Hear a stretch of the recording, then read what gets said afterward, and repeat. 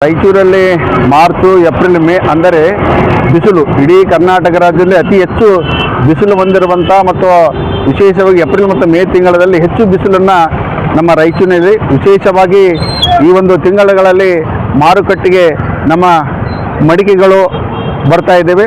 ನನಗೆ ಪುರಾತನ ಕಾಲದಲ್ಲಿ ನಮ್ಮ ತಾಯಿ ನಮ್ಮ ಅಜ್ಜಿಯರು ಒಲೆಯನ್ನು ಗಡಿಗೆ ಆಮೇಲೆ ವಿಶೇಷವಾಗಿ ಗಡಿಗೆನೂ ಮಣ್ಣಿನಿಂದಿತ್ತು. ನಾವೆಲ್ಲ ವಸ್ತುಗಳನ್ನು ಮಡಿಕೆಗಳನ್ನು ಆ ಕಾಲದಲ್ಲಿ ಮಣ್ಣಿನಿಂದ ಮಾಡಿದಂಥ ವಸ್ತುಗಳನ್ನು ಉಪಯೋಗ ಮಾಡ್ತಿದ್ದರು. ಆದರೆ ಇತ್ತೀಚಿನ ತಾಂತ್ರಿಕದ ಒಂದು ತೀವ್ರತೆಯಿಂದಾಗಿ ಆ ಸ್ಥಾನಗಳನ್ನು ಬೇರೆ ಬೇರೆ ವಸ್ತುಗಳು ಆಕ್ಯುಪೈ ಮಾಡಿದ್ದರಿಂದ ಇವುಗಳ ಇದಾಗಿದೆ. ಬಹುಶಃ ನಿಸರ್ಗದಲ್ಲಿ ಇವೇನು ಮಣ್ಣಿನ ಮಡಿಕೆಯಲ್ಲಿ ಮಾಡಿದಂಥ ಮಣ್ಣಿನಲ್ಲಿ ಮಾಡಿದ ಗಡಿಗೆಯಲ್ಲಿ ನೀರು ಕುಡಿಯುವಂಥ ಪ್ರವೃತ್ತಿಯನ್ನು ನಾವು ಬೆಳೆಸಬೇಕಾಗಿದೆ. ಇದರಲ್ಲಿ ನೀರು ಹಾಕಿ ನೀರು ಕುಡಿದರೆ ಭಾಳ ಆರೋಗ್ಯಕ್ಕೆ ಭಾಳಷ್ಟು ಅನುಕೂಲವಾಗ್ತದೆ. ಈ ಗಡಿಗೆಯನ್ನು ಅಥವಾ ಇವರ ಊಜಿಯನ್ನು ಬಡವರ ಫ್ರಿಜ್ ಅಂತ ಕರೀತಾರೆ. ಬಡವರ ಫ್ರಿಜ್ ಯಾವುದಾದಿದ್ರೆ ಅದು ಗಡಿಗೆ ಅಂದರೆ ತಪ್ಪಾಗಲಿಕ್ಕಿಲ್ಲ.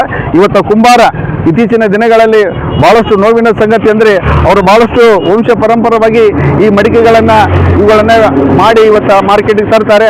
ಆದರೆ ಬೇರೆ ವಸ್ತುಗಳ ಪ್ರಭಾವದಿಂದಾಗಿ ಆ ವಸ್ತುಗಳ ಒಂದು ರೇಟು ಬೆಲೆ ಭಾಳಷ್ಟು ಕಡಿಮೆ ಆಗ್ತಾ ಇದೆ. ನಾವುಗಳು ಇಂಥ ವಸ್ತುಗಳನ್ನು ಇವತ್ತು ನಿಸರ್ಗದಲ್ಲಿ ಹೇಳ್ತಾರೆ ಮಾರ್ಚ್ ಏಪ್ರಿಲ್ ಮೇದಲ್ಲಿ ಇಂಥ ಗಡಿಗಳು ಇವತ್ತು ನಮ್ಮ ಮಾರುಕಟ್ಟೆಗೆ ಬಂದಿವೆ.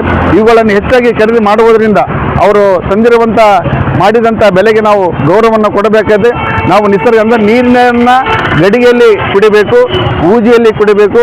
ವಿಶೇಷವಾಗಿ ನನಗೆ ಏನು ಸಂತೋಷ ಒಂದು ಇತ್ತೀಚಿನ ದಿನಗಳ ಕೆಲವು ನಗರ ಬೀದಿಗಳಲ್ಲಿ ನೋಡ್ತಾ ಇದ್ದೇನೆ, ಇಲ್ಲಿ ಗಡಿಗೆ ಮಾಡಿದ ಊಟ ಸಿಗುತ್ತದೆ, ಗಡಿಗೆ ಮಾಡಿದ ಪದಾರ್ಥಗಳು ಇಲ್ಲಿ ಸಿಗುತ್ತಾ ಅಂದರೆ ಮತ್ತೆ ಮನುಷ್ಯ ಒಳ್ಳೆ ಅವನು ಗಡಿಗೆ ಮಾಡಿದ ವಸ್ತುಗಳಿಗೆ ಹೋಗ್ತಾ ಇದ್ದೀನಿ.